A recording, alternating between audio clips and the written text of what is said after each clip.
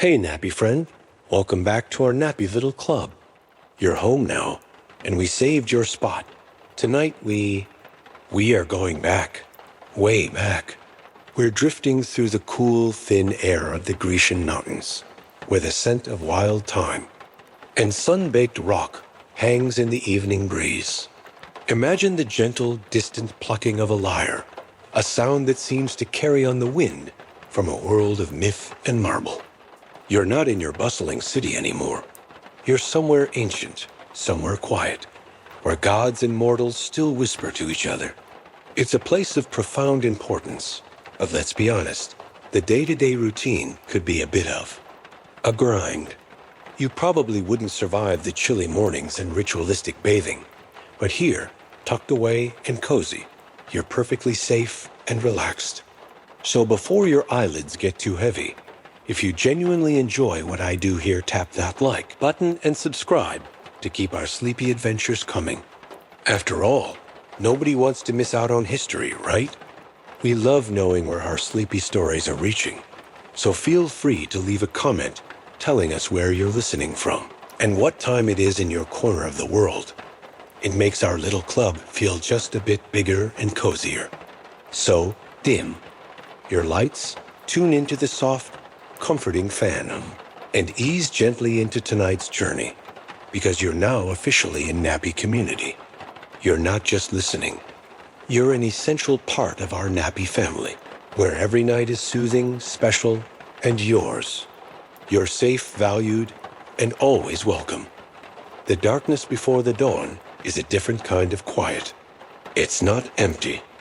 It's heavy, filled with the weight of dreams and the patient breathing of the mountain. You are Lyra, and your awakening is not governed by the sun, but by an internal clock tuned to a much older rhythm. Your eyes open not to light, but to the familiar shapes of your small stone chamber. The air is cold, carrying the alpine chill of Mount Parnassus right through the woven hangings that serve as your only insulation.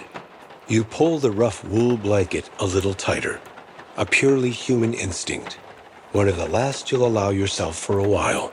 For a few precious moments, you are simply Lyra, a woman from a nearby village, chosen for this life. You can almost feel the phantom weight of a water jug on your shoulder, the memory of mending fishing nets with your father. Almost, but the feeling is faint. A faded watercolor from a life that belongs to someone else now. Your feet find the cold stone floor. There's no hesitation. Hesitation is a luxury for those whose choices are their own. You move with a practiced economy, dressing in simple, clean linen. No adornments, no colors. Your purpose today is not to be seen, but to be seen through. You are to become a vessel, a window, and the cleaner the glass, the clearer the light that shines through it. As you step outside, the sanctuary of Apollo is a city of ghosts in the pre-dawn gloom. The grand treasuries, built by proud city-states, like Athens and Sicyon, are just hulking shadows, their boasts of wealth and power silenced by the night. A wry thought, one of the last purely personal ones you'll have, flits through your mind. Even marble monuments have to sleep. Your path is worn smooth by the feet of countless Pythias before you. It leads away from the grand temple, down a path that winds into a deep, narrow ravine. The air grows cooler still, and a new sound begins to dominate the silence. The steady, musical trickle of water. It's the sound of the Castalian spring. This is your destination. This is the first and most crucial part of the great stripping away, the purification. The spring emerges from a fissure between two colossal, sheer cliffs known as the Phedriates, the shining rocks. In a few hours, the morning sun will hit them, and they will blaze with light. But now, they are dark, imposing titans guarding this sacred water. This is a widely known fact of your existence, a detail that poets and historians will record for centuries. The Pythia must purify herself in the waters of the Castalian spring. What they will fail to capture, what no scroll can ever convey, is the feeling of it. This isn't a gentle, spa-like experience. This is a shock to the system, a deliberate and violent awakening of every nerve in your body. You disrobe, your linen garment a small pool of white against the dark, damp rock. The water is impossibly, breathtakingly cold. It's meltwater from the mountain's peaks, infused with the geological soul of this place. Stepping into it is an act of will. The cold bites at your skin, stealing your breath and sending a jolt straight to your heart. You don't just wash your hands and face. You must fully immerse your hair, your head, the seat of your consciousness. As the icy water streams over your scalp, it feels as if it's washing away not just the last vestiges of sleep, but your memories, your worries, your name. It is a baptism of emptiness, Dot. As you perform this solitary rite, you sometimes see others. This brings to mind a curious, often overlooked detail about this place. The spring isn't exclusively for you. It's believed that its waters also grant the gift of poetic inspiration. Sometimes in the early light, you see a hopeful young playwright from Corinth or a sculptor from Naxos, their hands cupped, drinking deeply, hoping for a spark of the divine fire that you are about to be consumed by. They want a whisper of the muse. You are preparing to be her mouthpiece. There is a strange, silent camaraderie in that, a shared thirst for something beyond the mundane. Shivering, you emerge from the water. The cold air is now a welcome contrast, almost warm against your frozen skin. As you dry yourself and dress, your mind feels unnaturally still, quiet, and vast. It is in this quiet that a question sometimes surfaces, a reflection on your own origins. It's a matter future academics will debate endlessly. Were the Pythias, the women like you, always chosen? From humble, uneducated families from the villages around Delphi? Were you selected precisely for your purity, your lack of political ties, or sophisticated learning that could corrupt the god's message? Or, as some evidence from earlier, more mythic times suggests, was the role once held by young women of noble birth, a position of immense prestige before it evolved into one of sacred servitude? You have a fleeting image of your mother's hands, calloused from weaving and gardening. You know your own truth. You were not noble. You were chosen for your simplicity. You were a clean slate, ready for the god to write upon. The walk back, up to the temple, is different. You are no longer just Lyra walking through the dark. You are the Pythia, cleansed and prepared. The world seems sharper now, the edges of the sleeping buildings more defined against the lightning sky. The air itself feels charged, expectant. You can feel the psychological shift within you. The woman is receding, and the oracle is taking her place. The immense pressure, the weight of the day to come, begins to settle on your shoulders, a familiar heavy cloak. As you approach the great columns of the temple entrance, you see the first of the priests, their dark robes making them blend with the lingering shadows. They see you, and they bow their heads. It is a gesture of reverence, but you can also see the careful, watchful look in their eyes. Your purification is complete.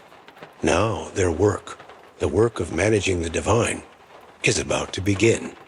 The sun is just beginning to crest the eastern peaks, and the first supplicants, the first desperate questions, are already waiting.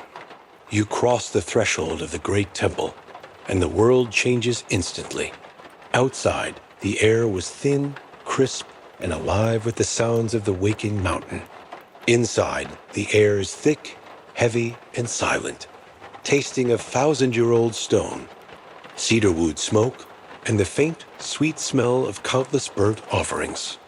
The colossal stone columns rise up into a darkness that the scattered oil lamps cannot fully conquer, their flames dancing like captured stars in the immense, still space. The sounds of your footsteps and the soft shuffle of the priest's sandals are swallowed by the temple's profound quiet. This is the belly of the beast, the heart of the god, Apollo's power on earth, and you can feel its slow, ancient pulse all around you. You are guided away from the main hall, the naos, where votive offerings and statues gleam in the gloom. Your path leads deeper, towards a part of the sanctuary that is forbidden, a place whose secrets are guarded not by doors and locks, but by pure, unadulterated awe. A senior priest, a man named Lycomedes, whose face is a mask of serene piety, stops before a heavy curtain. He looks at you, his eyes not quite meeting yours, but rather focusing somewhere over your shoulder, as if already seeing the aura of the god gathering around you. He offers you a small, shallow bowl made of polished silver. It doesn't contain gold or jewels, but something far more precious, a handful of fresh, dark green leaves. The laurel. This is the next step, a sacrament known throughout the Hellenic world. The leaves are sacred to Apollo, a living piece of his divine essence. You take the bowl. The leaves are cool and waxy to the touch. You select a few, bringing them to your nose. The scent is sharp, herbal, and powerfully aromatic, a smell that is now more familiar to you than that of baking bread or fresh rain. You place the leaves in your mouth. The bitterness is immediate and intense, flooding your senses. It's a clean, green bitterness that makes your jaw ache. This is no gentle communion. It's an ordeal. As you chew, the tough leaves break down, releasing more of their pungent oils, numbing your tongue and the roof of your mouth. A fleeting, irreverent thought crosses your mind, a faint echo of the woman you were. Surely a god of poetry and music could have chosen a more palatable sacred plant. Mint, perhaps? Or even oregano? It would certainly make the whole process a lot more pleasant. But the thought is weak, and it vanishes as quickly as it came. The bitterness is the point. It is a sharp physical reminder that this process is not for your pleasure. It is a sacrifice of your senses to a higher purpose. Next, another acolyte brings you a simple, unadorned clay cup. It is filled with water, but not from the Castilian spring where you bathed. This water is from another source, the Cassitus. And this is where a rather charming and eccentric belief comes into play. The story, whispered among the temple staff, is that the Cassitus spring, which bubbles up from the ground further up the mountain, is a clever and shy thing. It dives back underground, flowing through secret, subterranean channels, passing directly beneath this very spot. The water you are about to drink, they say, has been filtered through the mountain's heart and has arisen again right here, inside the temple, near the very chamber where you will soon give your prophecies. You drink. The water is cool, but not icy. It tastes of deep earth, of minerals and stone, and it serves to wash down the pulpy, bitter remains of the laurel dot, and then the change begins. It is not a sudden, violent lurch into another reality. It is a slow, creeping tide. A warmth spreads from your stomach through your chest, a gentle heat that has nothing to do with the temperature of the room. A soft, insistent buzzing begins. Behind your eyes, a hum that seems to vibrate in sympathy with the temple's deep silence. The world, which had been brought into sharp focus by the cold spring water, now begins to soften at the edges. The flickering flame of a nearby lamp seems to slow down, its light pulsing in a slow, hypnotic rhythm. The hard, defined lines of the stone walls begin to feel less solid, more porous, as if you could pass your hand right through them. Your own thoughts, already quieted, now begin to dissolve completely. The boundary between Lyra and the space around her, between your skin and the ancient air, is gently, inexorably being erased. It is here, in this strange, untethered state, that the great debate of future ages finds its focus. Scholars and scientists, men of logic and reason, will take these same laurel leaves, the Laurus nobilis, and they will chew them. They will find no visions, no divine ecstasy, only a bitter taste and perhaps a bit of an upset stomach. They will declare that the leaves have no psychoactive properties. This will lead them to endless arguments. Was it a different plant entirely? They will wonder, a now extinct species, or perhaps the toxic oleander, whose neurological effects were mistaken for divine possession. Or they will posit, was the power never in the leaf at all? Was it a grand, elaborate placebo? Was the transformation you feel now simply the product of intense psychological conditioning, of absolute faith, amplified by the expectations of everyone around you and the awe-inspiring setting? You, in this moment, do not know the answer, and you do not care. The how is a question for priests and philosophers. You are concerned only with the what, and what is happening is undeniable.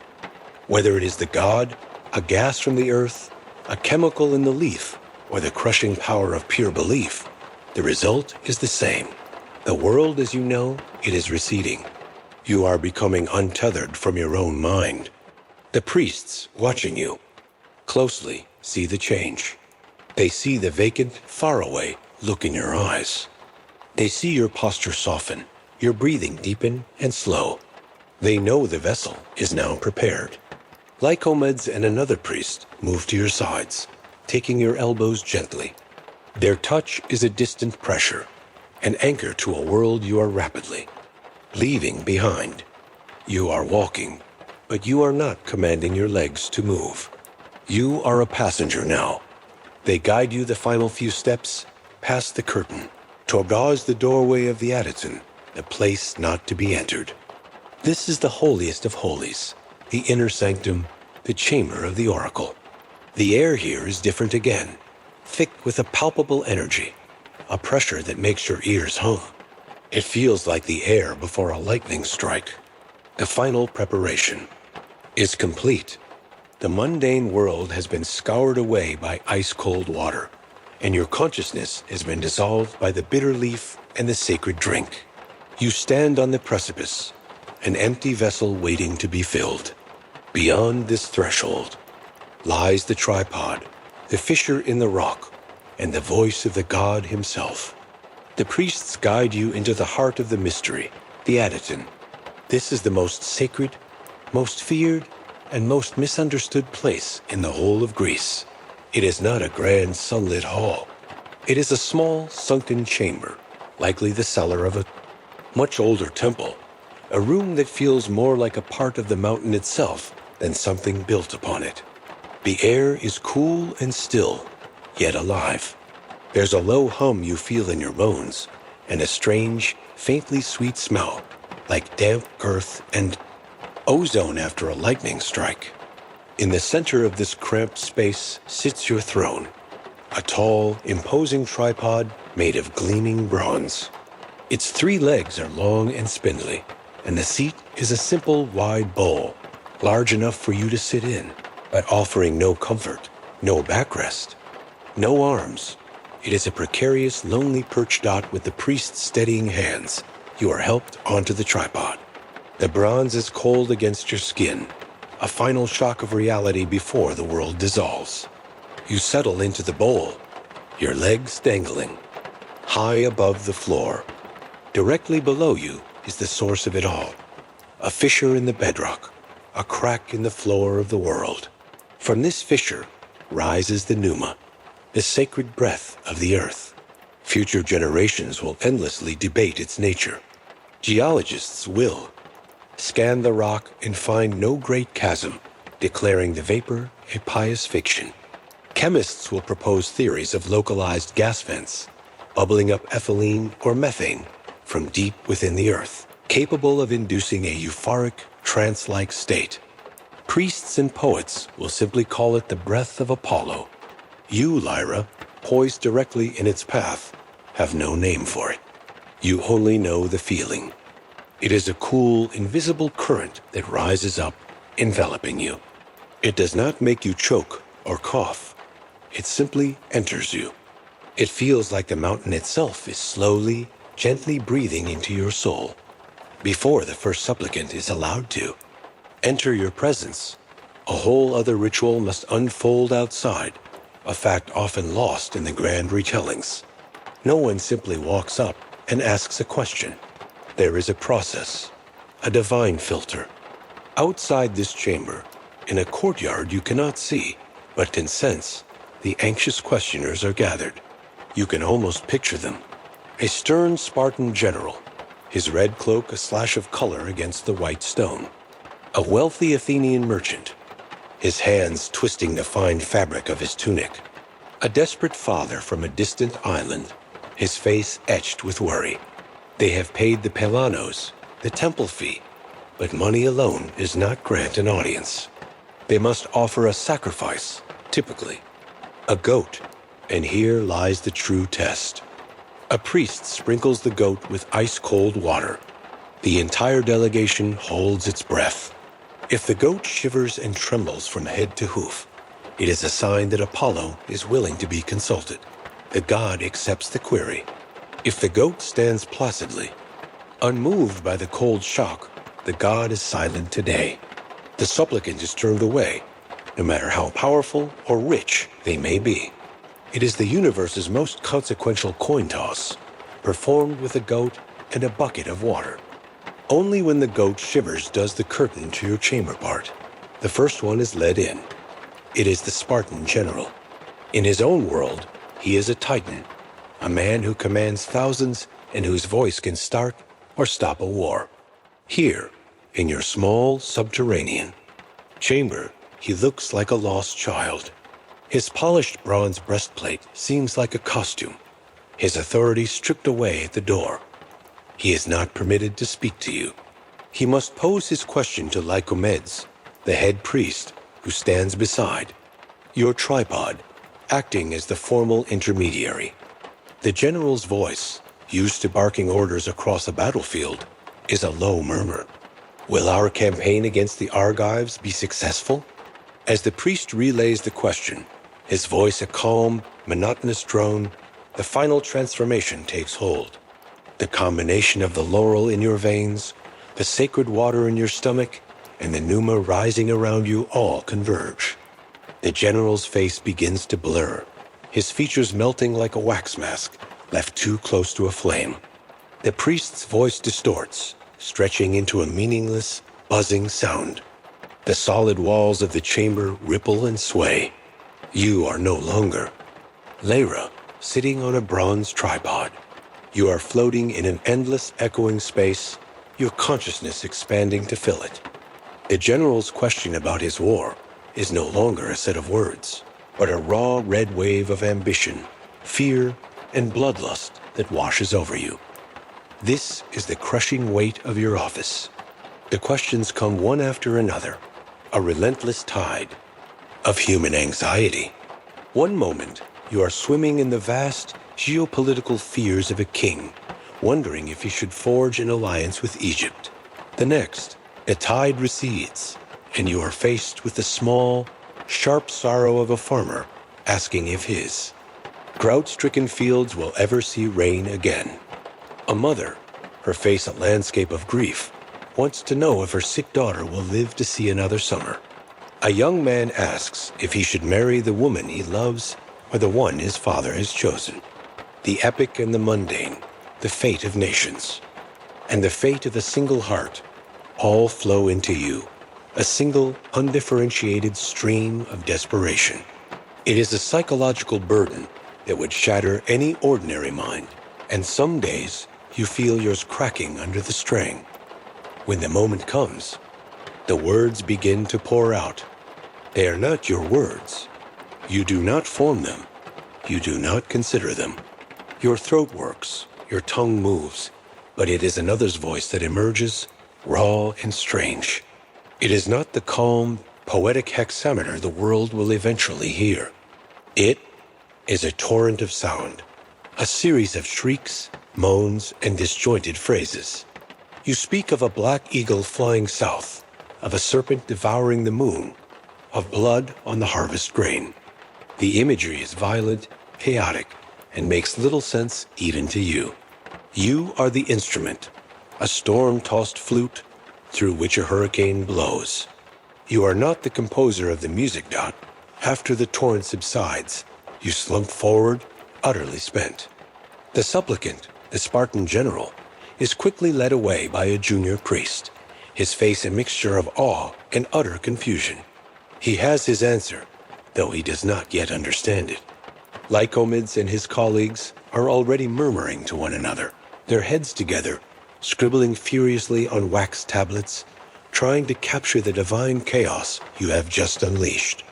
Their job is to tame it, to find the patterns in the noise, and sculpt your raw utterances into a line of elegant, ambiguous poetry. And you? You are left empty, a hollowed-out shell, the echo of the god still ringing in your ears, waiting for the bleating of the next goat and the next wave of human. Hope and fear to come crashing in. The priests guide you into the heart of the mystery, the Adyton. This is the most sacred, most feared, and most misunderstood place in the whole of Greece. It is not a grand sunlit hall. It is a small, sunken chamber, likely the cellar of a much older temple, a room that feels more like a part of the mountain itself than something built upon it. The air is cool and still, yet alive. There's a low hum you feel in your bones, and a strange, faintly sweet smell, like damp earth and ozone after a lightning strike. In the center of this cramped space sits your throne, a tall, imposing tripod made of gleaming bronze. Its 3 legs are long and spindly, and the seat is a simple, wide bowl, large enough for you to sit in, but offering no comfort, no backrest, no arms. It is a precarious, lonely perch dot with the priest's steadying hands. You are helped onto the tripod. The bronze is cold against your skin, a final shock of reality before the world dissolves. You settle into the bowl, your legs dangling, high above the floor. Directly below you is the source of it all, a fissure in the bedrock, a crack in the floor of the world. From this fissure rises the pneuma, the sacred breath of the earth. Future generations will endlessly debate its nature. Geologists will scan the rock and find no great chasm, declaring the vapor a pious fiction. Chemists will propose theories of localized gas vents, bubbling up ethylene or methane from deep within the earth, capable of inducing a euphoric, trance-like state. Priests and poets will simply call it the breath of Apollo. You, Lyra, poised directly in its path, have no name for it. You only know the feeling. It is a cool, invisible current that rises up, enveloping you. It does not make you choke or cough. It simply enters you. It feels like the mountain itself is slowly, gently breathing into your soul, before the first supplicant is allowed to enter your presence. A whole other ritual must unfold outside, a fact often lost in the grand retellings. No one simply walks up and asks a question. There is a process, a divine filter. Outside this chamber, in a courtyard you cannot see, but can sense, the anxious questioners are gathered. You can almost picture them. A stern Spartan general, his red cloak a slash of color against the white stone. A wealthy Athenian merchant, his hands twisting the fine fabric of his tunic. A desperate father from a distant island, his face etched with worry. They have paid the pelanos, the temple fee, but money alone does not grant an audience. They must offer a sacrifice, typically a goat, and here lies the true test. A priest sprinkles the goat with ice-cold water. The entire delegation holds its breath. If the goat shivers and trembles from head to hoof, it is a sign that Apollo is willing to be consulted. The god accepts the query. If the goat stands placidly, unmoved by the cold shock, the god is silent today. The supplicant is turned away, no matter how powerful or rich they may be. It is the universe's most consequential coin toss, performed with a goat and a bucket of water. Only when the goat shivers does the curtain to your chamber part. The first one is led in. It is the Spartan general. In his own world, he is a titan, a man who commands thousands and whose voice can start or stop a war. Here, in your small subterranean chamber, he looks like a lost child.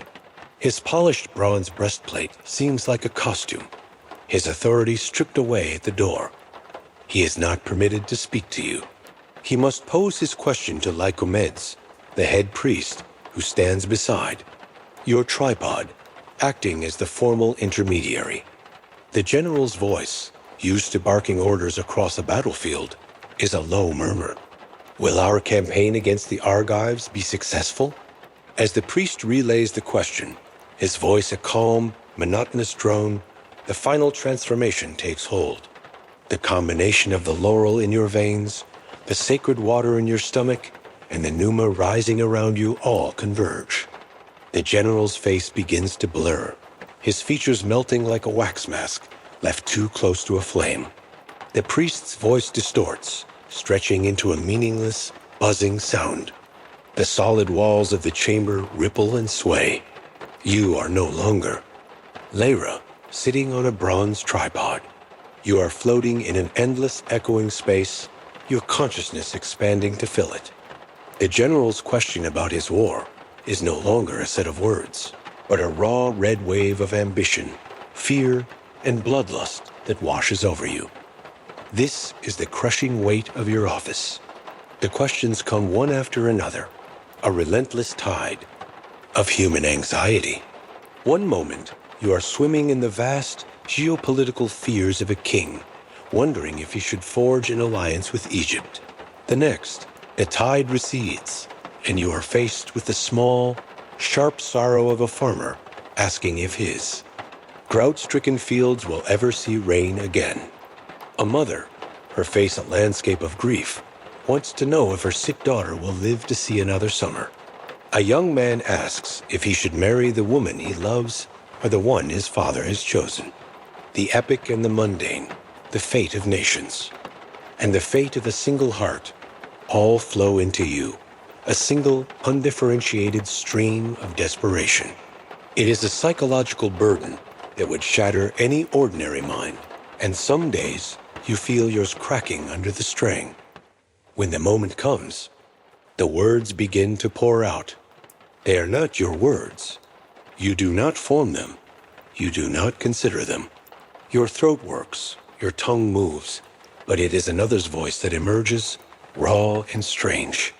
It is not the calm, poetic hexameter the world will eventually hear. It is a torrent of sound, a series of shrieks, moans, and disjointed phrases. You speak of a black eagle flying south, of a serpent devouring the moon, of blood on the harvest grain. The imagery is violent, chaotic, and makes little sense even to you. You are the instrument, a storm-tossed flute through which a hurricane blows. You are not the composer of the music dot. After the torrent subsides, you slump forward, utterly spent. The supplicant, the Spartan general, is quickly led away by a junior priest, his face a mixture of awe and utter confusion. He has his answer, though he does not yet understand it. Lycomedes and his colleagues are already murmuring to one another, their heads together, scribbling furiously on wax tablets, trying to capture the divine chaos you have just unleashed. Their job is to tame it, to find the patterns in the noise, and sculpt your raw utterances into a line of elegant, ambiguous poetry. And you? You are left empty, a hollowed-out shell, the echo of the gods still ringing in your ears, waiting for the bleating of the next goat and the next wave of human. Hope and fear to come crashing in. You draw inward, a deep and total retreat from the world. The smug faces of the Lydian envoys, the anxious gaze of Lycomedes, the very texture of the cold bronze beneath you, it all dissolves. The hum of the pneuma is no longer a sound you hear, but a current you are swept away in. You are not falling or flying, but simply unraveling. Your consciousness, which was once contained within the vessel of Lyra, now stretches thin, becoming a vast, sensitive membrane, ready to receive an impression from across the world. There is no sense of travel, no feeling of rushing over mountains and seas. There is only a sudden and total shift in perception. The first thing to arrive is a smell. It's a confusing, layered scent, unlike anything in this cool stone chamber. There is the rich, fatty aroma of roasting meat, familiar and savory. But mixed with it is something else, something acrid and sharp, like the smell of a blacksmith's forge, the unmistakable tang of heated bronze. And beneath that, a faint, almost reptilian musk, a scent of swamp and shell. It is a deeply strange perfume, an impossible combination that makes no immediate sense. Then comes a sound, a low, rhythmic bubbling, the gentle plop-plop hiss of something simmering over a fire. The sound grows louder, more present, and an image begins to coalesce out of the sensory fog. You are no longer in the dark heart of Apollo's temple. You are standing under a bright, warm sun in a paved courtyard you have never seen. The architecture is foreign, opulent in a way that is different from the severe, stately grandeur of Greece. This is Sardis. This is Lydia. And before you, a man is tending a fire. He is dressed simply, but he moves with an unmistakable air of total authority. It is the king, Croesus. He has deliberately set aside his crown and robes, engaging in a common chore to make his actions as unpredictable as possible. It is a clever, calculated move. He is hunched over a great cauldron, a massive bowl of beaten bronze, shimmering in the heat. He is doing this himself, surrounded by no servants, ensuring his secret remains his own. He reaches for the lid, and you see that it, too, is made of bronze. The detail burns itself into your mind, bronze on bronze. He lifts the lid, and a great cloud of steam billows out, carrying the strange smells directly to your disembodied senses. And as the steam clears, you see the contents of the pot. It is a moment of pure, divine absurdity. Floating in the simmering broth are the dismembered pieces of a lamb, shoulder and ribs, mingling with the unmistakable segmented body of a tortoise, which he has evidently chopped up and thrown in. Shell and all dot, it is a dish no chef would ever conceive, a meal no guest would ever request. A soft-shelled tortoise and a tender lamb, boiling together in a metal pot. It's a culinary nightmare, a secret so bizarre, so specific, and so utterly pointless that no one could ever invent it. Through guesswork. A flicker of something akin to humor. A distant echo from Lyra's mind ripples through the vision. The richest man in the world, and he has chosen to spend his day inventing the world's first, and hopefully last, batch of reptile and mutton. Soup. The vision is complete, the knowledge delivered. But how? This is the central, unanswerable mystery of your existence. Is this truly Apollo's sight you are borrowing? A divine power that transcends all physical laws? Or is there a more worldly explanation, as skeptics will forever whisper?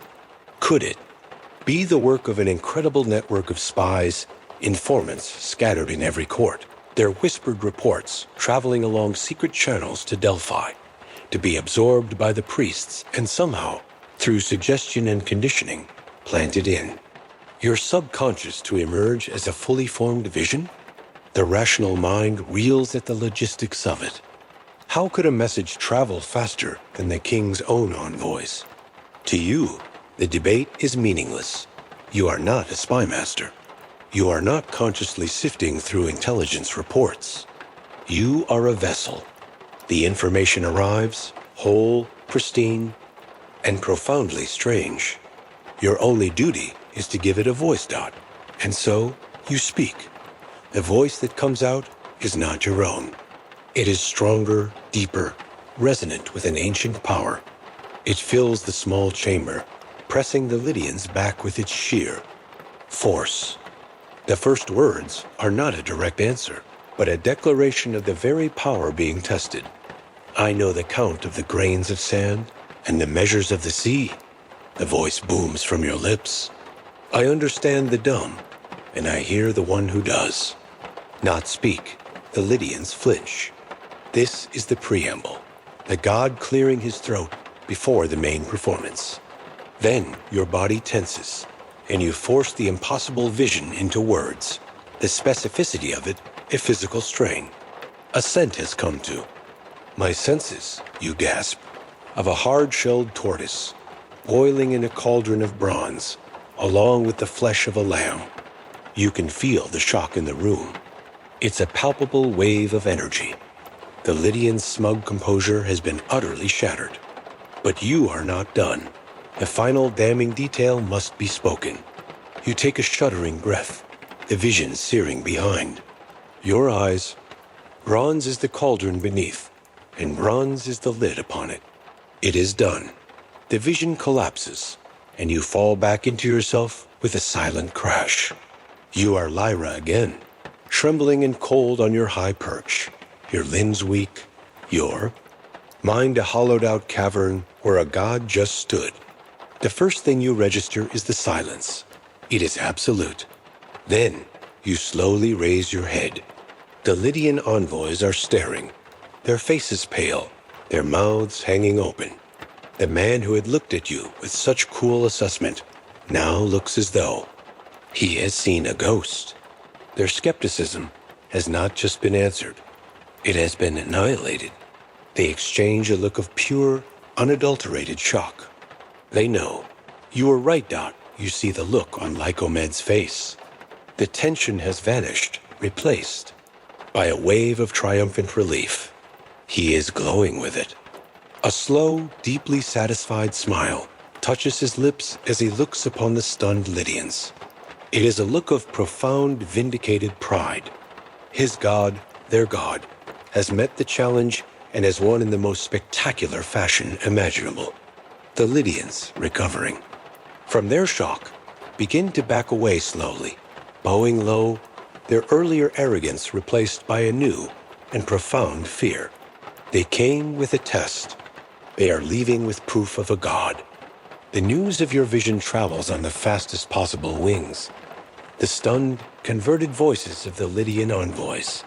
It ripples through the Hellenic world, a tale of such impossible specificity that it silences all but the most stubborn skeptics. For a time, a new energy fills Delphi. The priests walk with a straighter posture, their faces radiating the calm satisfaction of those whose faith has been publicly and spectacularly vindicated. Lycomed's, in particular, seems to float rather than walk, wearing the serene expression of a man whose institution has just received a divine seal of approval and a massive financial stimulus package all in one. The name of Croesus is on everyone's lips, but your name, Lyra, is whispered with a new and profound layer of awe. It is not long before the Lydians return. If their first arrival was a river of gold, their second is a tidal wave. Croesus, now a fervent believer, unleashes the full, terrifying extent of his wealth upon your temple. He sends 100 bulls for sacrifice, their horns gilded with gold. He sends life-sized statues of solid gold, couches plated in the precious metal, and robes of the richest Tyrian purple. The sanctuary's treasury, already swollen with the offerings of generations, is now overflowing with the singular gratitude of one man. The sheer opulence is a message in itself. Croesus is not just a believer. He is now Delphi's greatest patron. He has bought his seat at the front of the line. And now he has come to ask his real question. The new delegation enters the Attidan, with none of their previous arrogance. Their heads are bowed, their movements tentative. They treat the small chamber not as a place of testing, but as the audience hall of a cosmic emperor. The chief envoy relays the question from his king, and this time, the weight of it stills the very air. King Croesus of Lydia, the priest intones, his voice resonating in the chamber, wishes to know if he should march his armies east and make war upon the Persian Empire of Cyrus. This is it, the great game. The two titans of the age, Lydia and Persia, are squaring off. and you are being asked to choose the victor. The fate of tens of thousands of soldiers, of cities and dynasties, all rests on the words that will come from your lips. You close your eyes and sink back into the familiar embrace of the god, the bitterness of the laurel, a distant memory as the newer rises to meet you. The vision that comes is not like the last one. There is no quirky domestic scene, no bazaar. Stew, this is a vision of chaos and violence. You see a great river, swollen and red, not with silt, but with blood. You see two magnificent bulls, one from the west and one from the east, crashing together, their horns locked in a fatal struggle. You see a golden crown, impossibly bright, tumbling from a great height, falling into dust and shadow. The vision is powerful, overwhelming, and clear on one point. There will be immense destruction. A great power will be brought to ruin. But whose? The smoke of the imagined battlefield, the dust of the crumbling empire, shrouds the final outcome. Your voice rips through the silence of the chamber, a raw translation of the violent imagery flooding your mind. You speak of the river of blood, of the clashing bulls, of the falling crown. And this is where the truest mystery of Delphi resides, the academic debate that will rage for centuries. You provide the raw, chaotic, divine data. It is Lycomed's and his fellow priests who act as the interpreters. They lean in, their faces masks of concentration, their styluses dancing across their wax tablets. They are not merely scribes. They are artists, shaping your frenzied utterance into something comprehensible, something elegant, something useful. Is the masterful ambiguity that follows their creation a brilliant piece of political and religious insurance? Or are they simply faithful translators of a god who himself speaks in riddles? You will never know for sure. You are the wellspring of the vision. They are the engineers who channel it into the aqueducts of language. After a moment of huddled conference, Lycomedes turns to the Lydian envoy. His face is serene, his voice calm and certain as he delivers the distilled, polished, and lethally ambiguous prophecy. If Croesus crosses the Halys River, he will destroy a great empire. The Lydians' faces break into expressions of pure joy. They hear only the first part of the equation. Croesus, the great king, will destroy the great Persian Empire. It is the answer they came for, the divine sanction they craved. In their excitement, they press on with a second, lesser-known question their king had instructed them to ask if the first answer was favorable.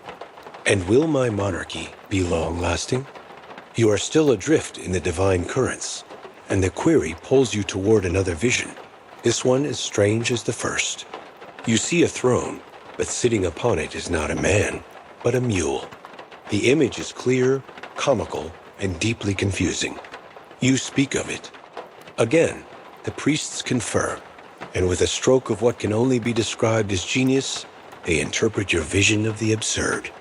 Your kingdom will stand, Lycomedes proclaims, until the day a mule sits upon the throne of the Medes. The Lydians almost laugh with relief. A mule as a king? It's an impossibility, a guarantee of eternal rule wrapped in a folksy riddle. They have their answers.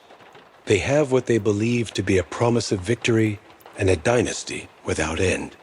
They have no way of knowing that Cyrus the Great, the king of Persia, was of mixed heritage, born to a noble Persian father and a Median royal mother, and could thus be seen contemptuously by a pure-blooded aristocrat as a mule. The delegation departs in a state of euphoria, leaving behind a silence that feels heavier than before. As the trance recedes, a deep unease settles in you. You saw a falling crown. You saw an empire destroyed. The Lydians believe it will be Persia's, but the vision was shrouded in smoke. The priests, however, are calm. They have delivered a masterpiece. A prophecy is perfectly balanced on a knife's edge of meaning. If Croesus wins, the Oracle of Delphi guided his hand. If he loses, The Oracle of Delphi warned him of his doom. The temple cannot lose. It is a terrifying, perfect hedge against the uncertainties of fate. You have now set armies in motion. Your voice, your vision, filtered through the political savvy of the priests, will be the catalyst for a war that will reshape the world.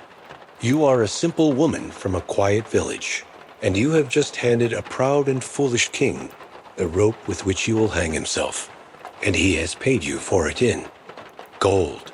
The terrible, impersonal power of the God you serve has never been more clear. The golden tide from Lydia has receded, absorbed into the stone treasuries that line the sacred way. The name of Chrysis is now a legend, a cautionary tale whispered in symposiums and etched into the pages of history. For you, life returns to its strange, cyclical rhythm. The world outside your temple may see Delphi as a place of grand pronouncements and political theater, but you know the truth.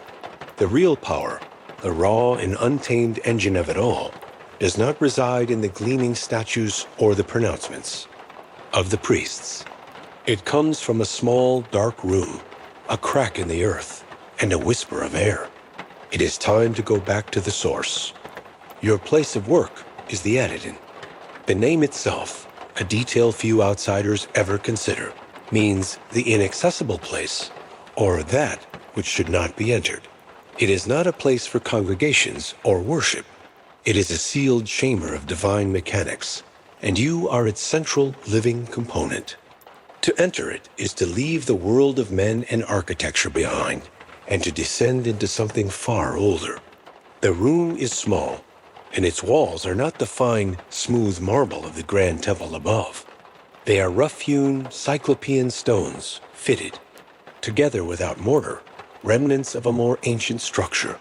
It feels less like a room, and more like a cave that has been reluctantly domesticated. The air here is always cool, always still, and it carries the scent of deep earth, damp stone, and something else. That faint, Swedish odor of the PNEUMA. The priests lead you here, but only lycomaids and one or two of the most senior acolytes ever cross the threshold. The others halt at the curtain, their faces a mixture of reverence and fear. They know their place. The Editon is the world's most exclusive club, and your membership is lifelong, mandatory, and non-transferable. You are helped onto your seat, the great bronze tripod. It is not a throne of comfort, but an instrument of connection. Its 3 long legs stand firm on the uneven stone floor, an antenna grounding you to the earth. The bowl-shaped seat is cold and hard, a constant reminder of the severity of your task. You sometimes have a fleeting human fantasy of adding a small, woven cushion, but the thought is almost sacrilegious. You suspect the god's design philosophy leans more towards austere grandeur and less towards lumbar support. Directly below you, the reason for this entire magnificent complex is a simple fissure in the bedrock. It is not a gaping, traumatic chasm from which hellfire might erupt. It is a subtle, dark line, a crack in the skin of the world. According to the foundational myth of this place, this is where Apollo slew the great she-dragon, Python, the child of Gaia, who originally presided over the site. The legends say that the pneuma is the last, sacred, decomposing breath of the dying beast, its prophetic power harnessed by the triumphant new god. You look down at the fissure, a dark and silent mouth, and wait for it to speak dot, and then you feel it, a gentle upward current of air, so faint it barely stirs the edges of your linen robe. This is the pneuma, the divine breath, the catalyst for everything. And this is the heart of the great academic debate that will echo for millennia after you are gone. What is this vapor? You, Lyra, have no words for it, but you feel its distinct effects.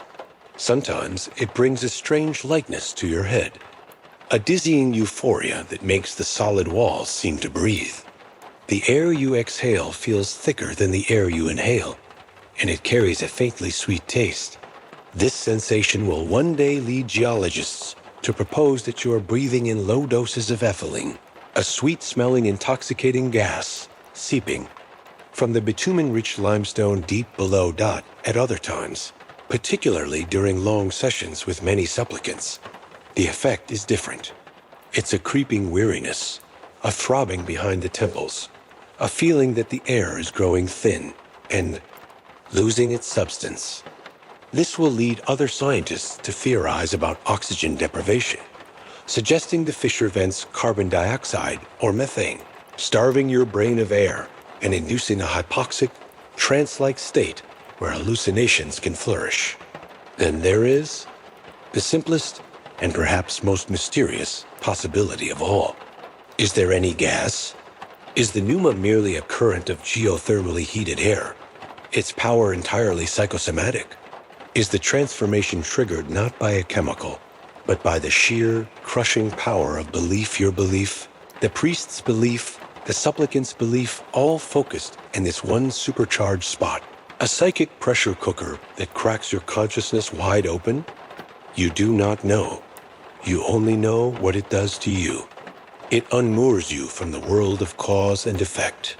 It is the key that unlocks the heavy door of your own mind, and you have no choice but to let the God walk through. The experience is profoundly isolating. The priests stand at the edge of the chamber, just outside the main influence of the rising vapor. They observe you with the keen, detached eyes of craftsmen checking their most vital instrument. They see your eyes glaze over. They hear your breathing change. They note the tremors in your hands. They document the effects, but they do not feel the cause. They are the sober scientists on the shore, taking notes, while you are the one swept. Out to sea dot, this small, dark, unimpressive room is the engine of Delphi. All the power, the wealth, the political influence, the fear and the reverence, it all flows from this one spot. The world outside sees the magnificent temple, the gold, the marble, the processions. They hear the polished, poetic hexameters of the final prophecy. They see the result, but they never see the process. They never see you. A lone woman perched on a cold bronze tripod in a subterranean chamber, breathing in the strange, contested breath of the earth, surrendering yourself to become a mouthpiece for the unknowable. The greatest mystery of Delphi isn't what the oracle will say, but how it speaks at all. In the disorienting, boundless space of your trance, where time and distance become fluid, you need an anchor. As your consciousness floats free in the currents of the pneuma, your eyes, or what passes for them in this state, fix upon the object. Standing near your bronze tripod, it is a solid thing in a dissolving world, a point of profound stillness in the heart of the divine storm. It is the omphalos, the navel of the world dot to the supplicants who will hear of it, and to the travelers who will see ornate copies of it displayed in the temple's public areas. It is a famous and powerful symbol. But to you, it is an essential piece of equipment.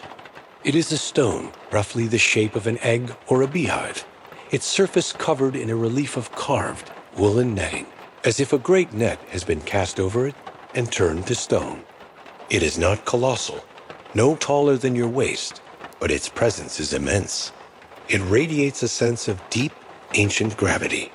This object, so simple and solid, embodies a concept that is almost too large to grasp, that you are, at this very moment, at the absolute center of everything. The story of how this spot was chosen is a tale the priests love to tell, a foundational myth of your faith. You can almost see it as if it were one of your own visions. The great god Zeus, ruler of Olympus, deciding to locate the true center of the earth, the Gaia. He travels to the furthest eastern edge of the world, where the sun is born and releases. A magnificent eagle. Then he journeys to the furthest western horizon, where the sun goes to die and releases its identical twin. The two celestial birds fly towards each other, covering continents and oceans, their paths a perfect unerring arc across the globe. And here, Right here in this cramped chamber is where their epic journeys ended. Here is where they met, wingtip to wingtip, spiraling down to land upon this very spot. It's a far more dramatic way to conduct a land survey than using sticks.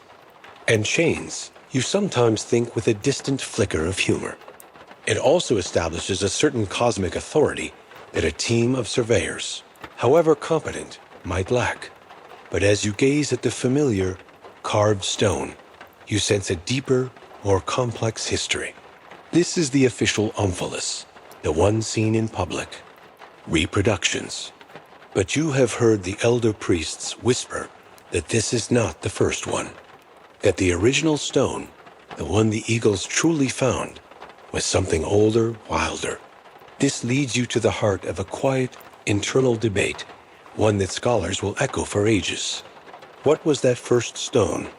Some tales suggest it was a bitylus, a sacred meteorite, a literal piece of the heavens that fell to earth, physically wedding the celestial and terrestrial realms.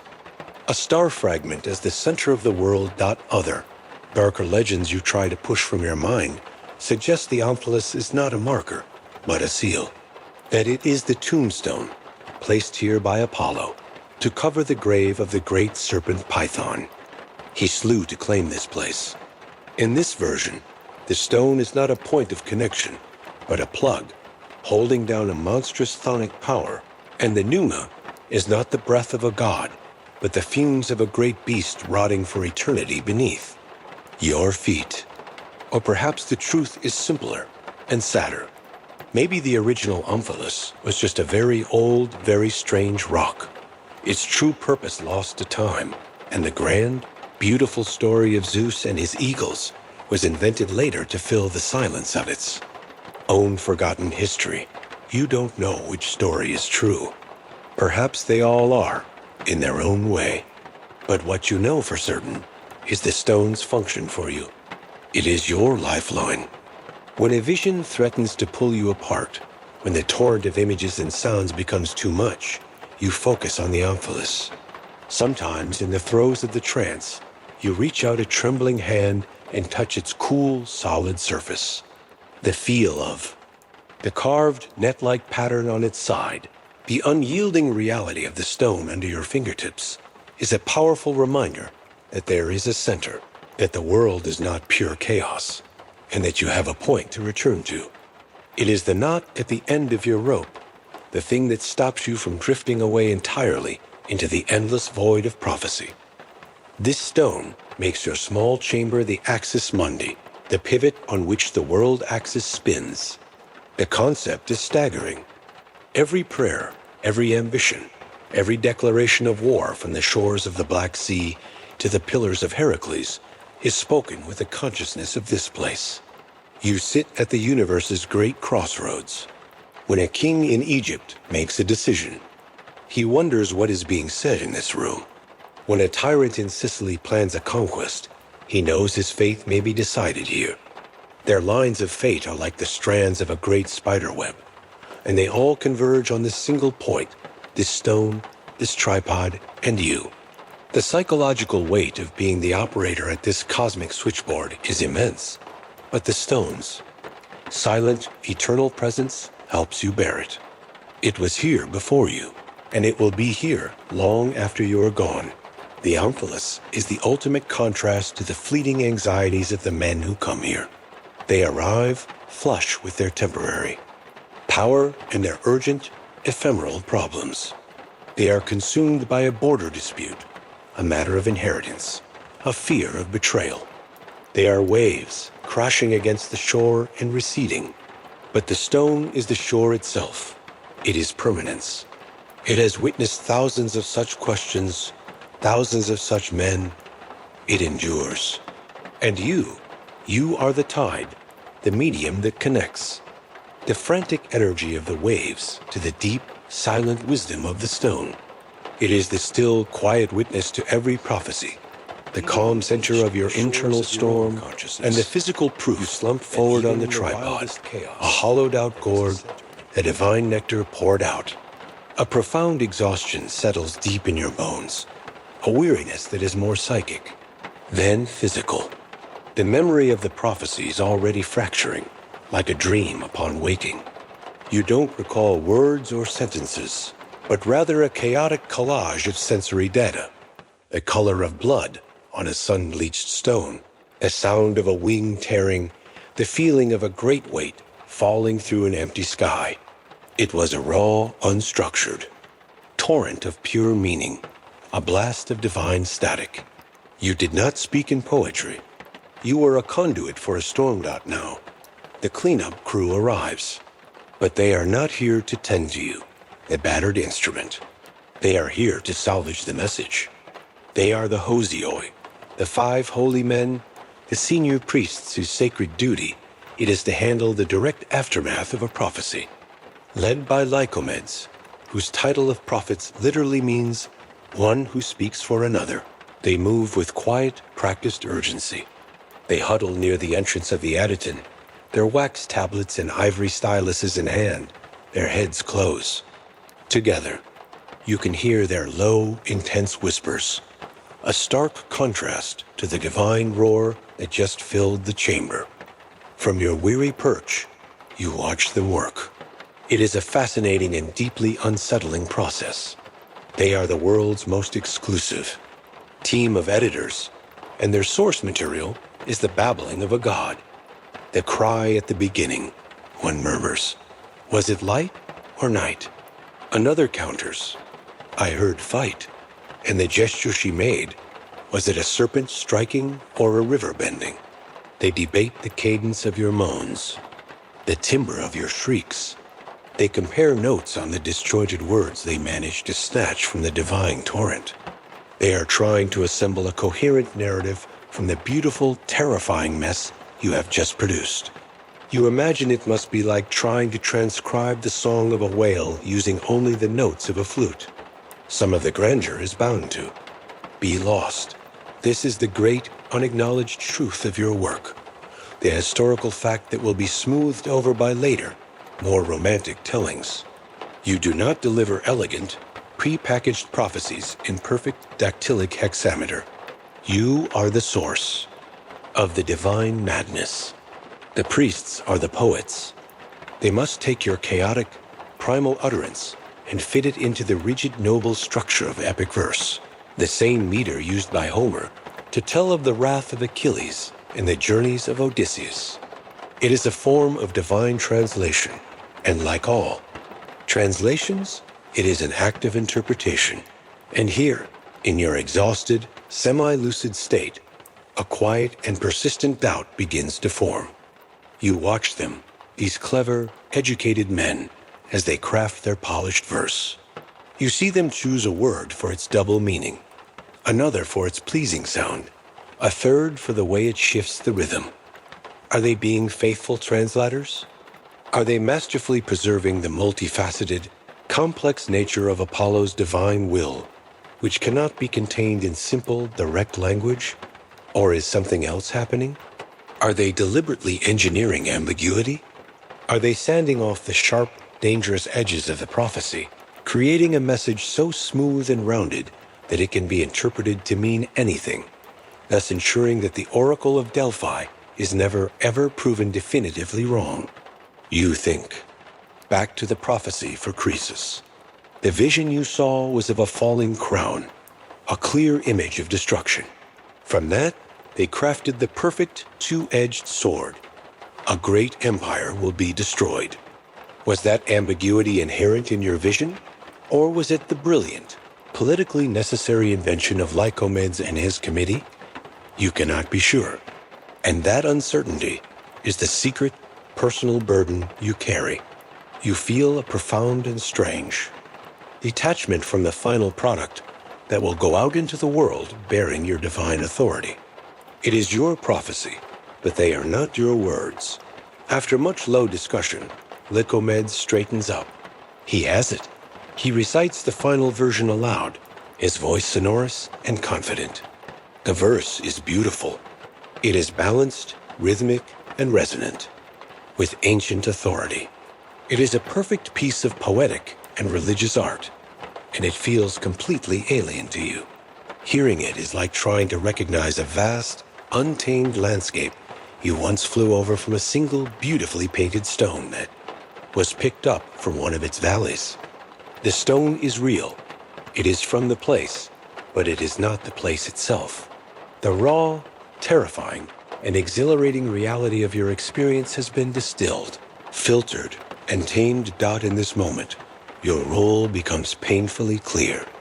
You are the mine, the quarry. Your soul is the raw earth from which the precious ore of prophecy is violently extracted.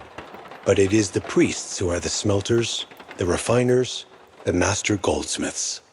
They take the muddy, chaotic, and unformed ore you produce, and through their skilled artistry, they burn away the dross, shape it, and polish it into the gleaming, valuable, and perfectly formed ingot of wisdom that they present to the world. A mine is essential for gold, but it is the goldsmith who determines the shape of the crown. Lycomedes gives a satisfied nod. He and the Hosioi turn and leave the Adyton, their duty here done. He will now go to the anxious supplicant waiting outside and deliver the beautiful, potent, and perhaps deliberately evasive message. You are left alone in the chamber, the silence broken only by the faint hiss of the pneuma. You are the Pythia, the famous Oracle of Delphi, the most powerful spiritual authority in the known world. And you have almost no idea what you just told. That man, you are the source, but you are not the voice. You are a silent partner in the greatest enterprise on earth. The day is over.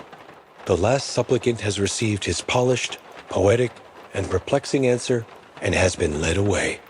The divine tide that had flooded your consciousness now recedes, leaving you feeling scoured out, raw, and strangely light. Junior priestess, a young woman named Chloe, with gentle hands and kind, pitying eyes, helps you down from the cold bronze tripod. Your legs are weak and unsteady, and your mind is wrapped in a thick, insulating fog. The world feels distant, the sharp edges of sight and sound muffled, as if you were underwater. This is the divine haze, the lingering residue of the gods. Presence. It is not unpleasant, but it is profoundly disorienting. You are a bell that has been rung with cosmic force, and you are still vibrating long after the strike. Chloe guides you slowly from the Adyton, your bare feet shuffling on the cool stone floor. Your path does not lead to a place of honor or a victory feast. It leads to the quiet, secluded wing of the temple where you live, to your simple chamber where you can be left alone to let the last of the divine energy dissipate. As you walk through a secluded peristyle, a courtyard open to the sky, you catch a glimpse of another world, another kind of aftermath. There, standing in the crisp evening air, bathed in the soft light of the setting sun, is Lycomedes. He is not drained. He is not wrapped in a hazy fog. He is energized, electric, his posture radiating a calm, focused power. The prophecies that leave you empty have filled him with purpose. He is in his element. He is speaking with a group of men whose fine linen chitons and confident bearing mark them as important. You recognize the sigil of Athens on the clasp of one man's cloak. They are ambassadors, politicians, men of power who have been waiting all day for the results of your divine labor. And Lycomedes, the chief priest, is transformed. The solemn, pious figure who stood beside your tripod is gone. In his place is a master of diplomacy. He is one of them. This is the great, unspoken fact of the Delphic order. While you are a simple woman from a local village, chosen for your purity and lack of worldly connection, the chief priests are often the opposite. They are men like Lycomedes, drawn from the aristocratic families of Greece, educated in rhetoric and philosophy, as comfortable debating politics in the Athenian agora as they are presiding over a sacrifice. He speaks their language, a precise and calculated tongue of influence and implication. You are the source of the raw power, but he is the one who knows how to plug it into the machinery of the world. As you watch from the shadows, you realize their discussion is not just theological. You hear phrases drift on the breeze. Grain shipments from the Black Sea, the security of our treasury vaults, a gesture of goodwill. This touches upon another of the temple's great secrets. Delphi is not just a sanctuary. It is one of the largest and most trusted banks in the known world. City-states and kings store their vast fortunes here, believing that no army would dare to incur the wrath of Apollo by violating his sacred vaults. With a jolt, you understand that the prophecy you delivered is not merely a piece of spiritual guidance. It is a strategic asset. It is a high-value commodity in a complex game of international relations. And Lycomedes is its chief broker, leveraging divine insight to secure earthly alliances and fill the gods' coffers. And as you observe, him, the great, unanswerable question about the man, takes root in your mind. It is a debate that will forever haunt the legacy of this place. What does he truly believe? Is he a sincere and pious servant of the god? You see the way he gestures to the temple, his eyes filled with what looks like genuine reverence. You see the deep conviction in his posture as he explains the god's will. In these moments, you believe he is a true believer, a man who sees himself as the humble steward of a great and holy mystery, navigating the treacherous world of politics only to protect his god and his temple. But then you see him smile at the Athenian ambassador, a thin, calculated smile that does not quite reach his eyes, and the doubt returns. Is he the ultimate cynic? Is this all a magnificent, brilliantly managed performance? Is he a master puppeteer, moving the levers of faith and fear? And are you, the Pythia, simply his most effective, most sacred puppet? Does he see your divine madness not as a holy state, but as a manageable, if volatile, natural resource to be exploited for political and financial gain? The thought is chilling. It would make your sacred ordeal a sham, and you a prisoner in a gilded cage of someone else's design. The truth, you suspect, as you finally turn away, is likely more complex and more human than either extreme. He is probably both. He is a man who genuinely believes in the power of the God he serves, and who also genuinely believes that the God is best served by having a full treasury, powerful political allies, and a reputation for infallible wisdom. He is a pious man who is not above using his piety as a tool to shape the world to his liking. Chloe leads you to your chamber and closes the door, leaving you in the welcome silence. The contrast between your two worlds is absolute. Your world is one of chaos, of overwhelming sensation, of visions and voices in a disorienting haze. It is internal, elemental, and it leaves you utterly spent. His world is one of order, of calculated logic, of carefully chosen words and strategic meetings. It is external, political, and it leaves him energized. You are the engine room, roaring with the uncontrolled fire of creation. He is the captain on the bridge, coolly reading the instruments and steering the ship of state. You are the prophetess. He is the priest. And between the divine haze and the cold, calculated logic, a vast, unbridgeable chasm lies. The days of prophecy are islands of violent, divine storm in a vast, quiet sea of stillness. Today is one of those quiet sea days. No supplicants will arrive, their hearts heavy with questions. The sacrificial goats can graze in peace. The Adyton will remain dark and silent. You awaken not to the pre-dawn chill of ritual, but to the gentle warmth of the morning sun filtering into your chamber. On days like this, you are not the Pythia. You are simply Lyra, or at least you try to be. Your life, as mandated by the sacred laws of the temple, is one of disciplined simplicity. This is a known fact about your role. You are set apart, a vessel kept pure for the gods' use. You have renounced family, property, and the chaotic tapestry of normal society. You live in a comfortable but unadorned set of rooms within the sanctuary walls. Attended by a junior priestess, the kind-eyed Chloe, you are given clean clothes, simple, wholesome meals, and the absolute security that comes with being the gods' most precious asset. But it is a life lived within carefully prescribed boundaries. You cannot simply decide to walk down to the village market to haggle for figs or listen to the local gossip. You are a resident of the sanctuary, but also its most revered and isolated inhabitant. Your day unfolds with a quiet rhythm. A breakfast of goat's cheese, barley bread, and olives is brought to you.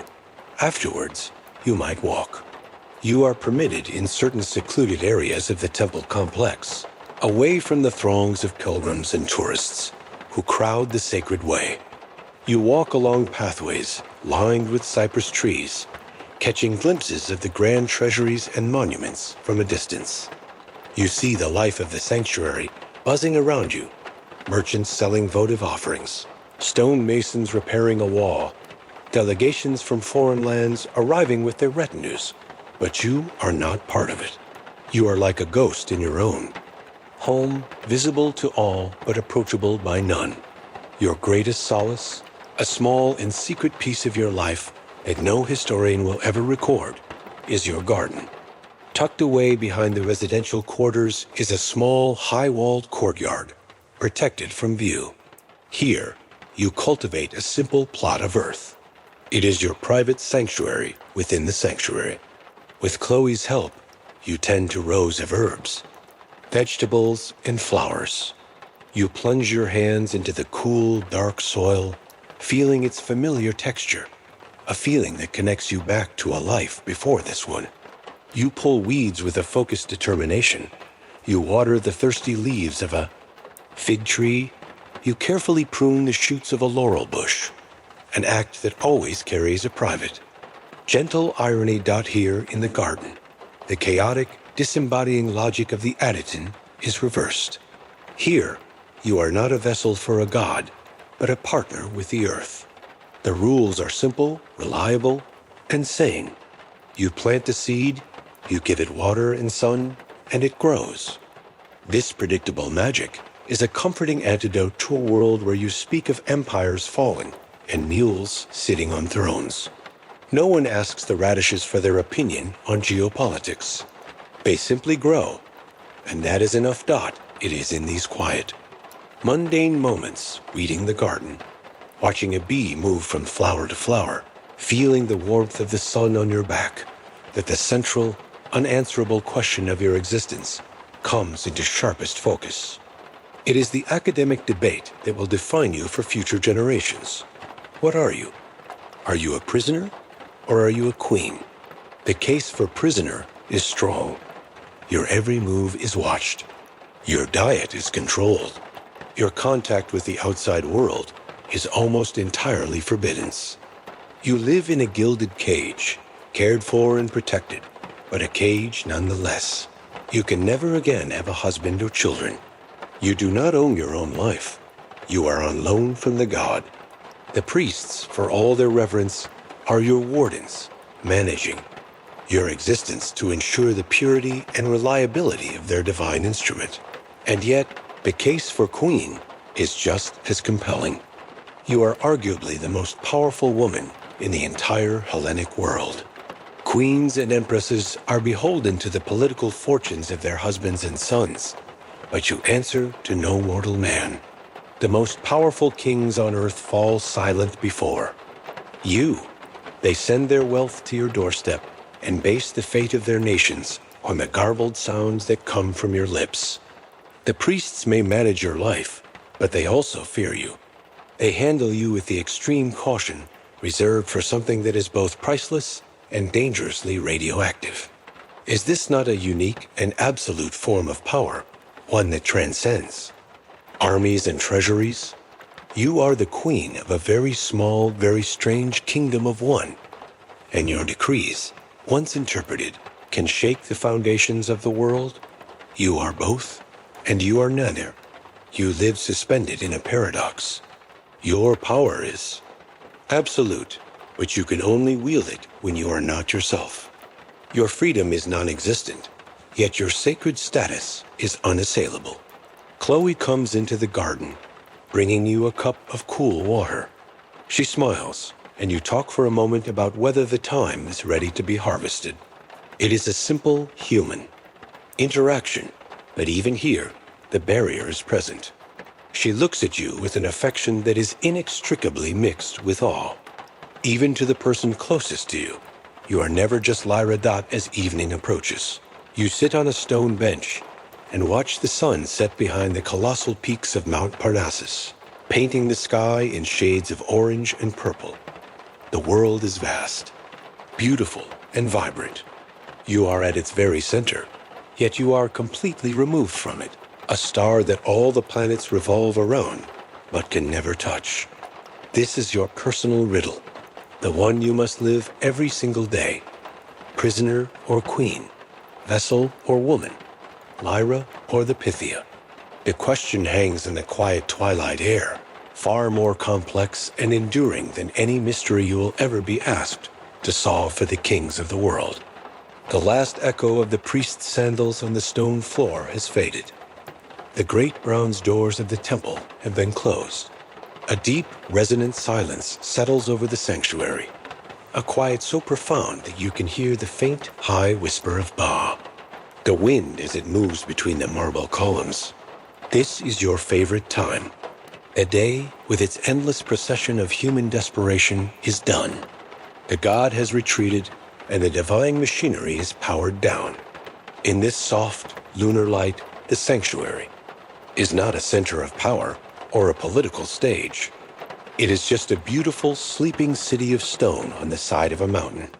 From a secluded terrace overlooking the valley, you watch the stars emerge, cold and brilliant in the clear mountain air. You think about the river of humanity that has flowed through you. It is a river that never stops. For centuries before you, other women sat on the tripod, and for centuries after you, others will take your place. The faces change, the dialects shift, the names of the kingdoms rise and fall, but the questions are always the same. Will my child be healthy? Will my crops fail? Should I go to war? Does she love me? Will I be remembered? You have come to realize that you are the custodian of the world's most basic fears and its most fundamental hopes. You are a vessel for the collective, terrified, hopeful heart of humanity. You wonder about all the answers you have given, the thousands of lives you have touched and irrevocably altered. You think of Croesus, the fabulously wealthy king who, in his arrogance, heard only what he wanted to hear and destroyed his own empire. His story will become a famous lesson in hubris. But what about the countless others? The simple soldier from Thebes who was told the omens for his next battle were good? Did he survive? Or did his belief in your words make him reckless? What about the merchant from Corinth who asked if his voyage would be profitable? Did he return rich, or did his ship sink in a storm, your prophecy lost to the waves? You have heard the whispers, the stories that circulate when a prophecy goes awry. The priests are masters of managing these inconsistencies. Plutarch, a wise man who will one day serve as a priest in this very temple, will write entire essays defending the god, explaining the apparent failures. The god is never wrong is the official mantra, but mortals are clumsy in their understanding. Perhaps the question was flawed, or the sacrifice was impure, or the interpretation was skewed by the listener's own foolish hopes. It is a perfect, self-insulating logic, one that ensures the reputation of the house remains pristine. The house never, ever loses. You wonder if this makes the priest cynical, or just pragmatic. In the quiet of the night, you contemplate your own strange power. You are not a queen who commands armies. You are not a politician who writes laws. You have no direct, tangible authority. Your influence is more subtle, and perhaps more potent. You are a whisper. You are a seed of doubt, or a spark of confidence planted in the minds of the powerful. Your pronouncements are like a slight adjustment to a ship's rudder. The immediate change is tiny, but over the long voyage, it can lead the vessel to an entirely different continent. You have launched wars and forged alliances, not with a command, but with a cryptic couplet. It is a terrifying and intoxicating form of influence dot as you gaze out at the dark silhouette of the mountains. A strange vision sometimes comes to you. It is not the violent, chaotic flood of a prophecy for a supplicant. It is a slow, melancholy premonition for the sanctuary itself. You see these grand stone buildings, not gleaming in the moonlight, but standing silent and empty, their roofs caved in. You see vines climbing the columns, and grass growing in the cracks of the sacred way. You sense a future where the river of pilgrims dries up, where the world turns its attention to a new God, a different faith that speaks not in riddles, but in stark commandments. You see a time when the pneuma will rise into an empty chamber, when the omphalos will be just a curious stone, and your title, the Pythia, will be nothing more than a half-remembered word from a dead language. A strange sadness touches you, not for yourself, but for the world that will one day lose this place of mystery dot. This brings you to the final, lingering question, the one future historians will debate with the same passion that the priests debate. Your utterances. What is the ultimate legacy of this place? Have you been the heart of a great, stabilizing force in a chaotic world, a common sanctuary that bound the querulous Greek city-states together in a shared web of belief? Or have you been the engine of a masterful deception, a tool for the elite, to sanctify their ambitions, and a system that grew rich and powerful by preying on the fears of the desperate? You look up at the vast, indifferent stars, and for the first time, you feel a sense of peace in not knowing. You are neither a saint nor a charlatan. You are a mirror. You have simply reflected the endless anxieties and ambitions that humanity brought to your doorstep. You are a human vessel for a phenomenon far older and more powerful than yourself, whether it is the voice of a god or the voice of human belief itself. Your purpose was not to be understood, but to be the catalyst for understanding. Your role was to endure the storm so that others could find a meaningful pattern in the falling rain. You, Lyra, will be forgotten. Your name will be lost, just one in a long, unbroken line of women.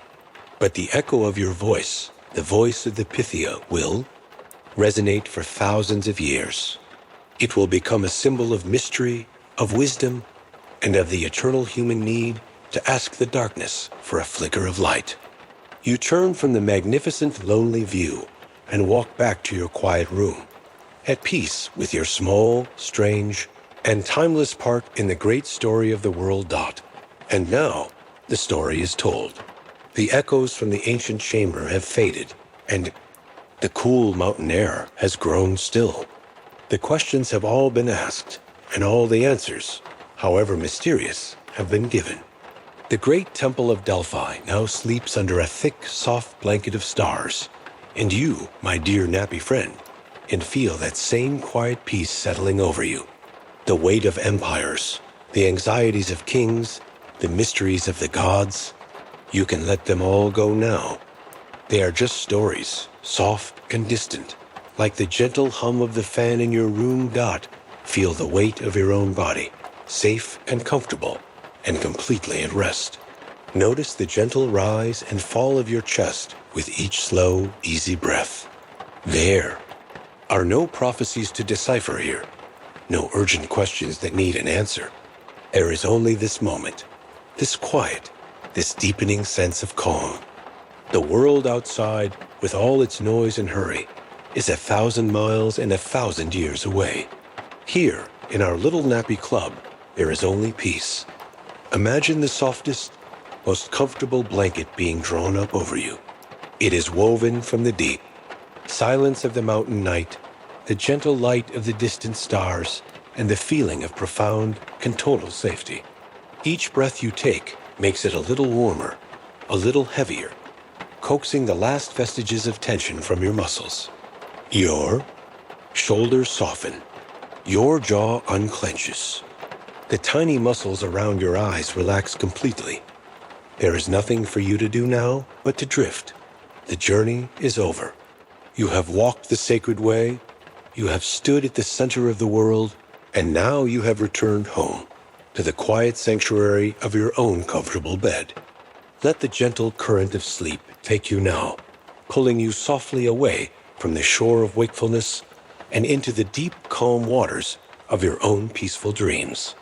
The stories of the past are now just gentle murmurs, a soothing soundtrack for your descent into a deep and restorative rest. You are safe, you are cozy, and you are ready for a long and peaceful night's sleep. You've reached the shore, end of another cozy nappy tale. Sleep well, and remember, you're always welcome here. Sweet dreams, nappy friend.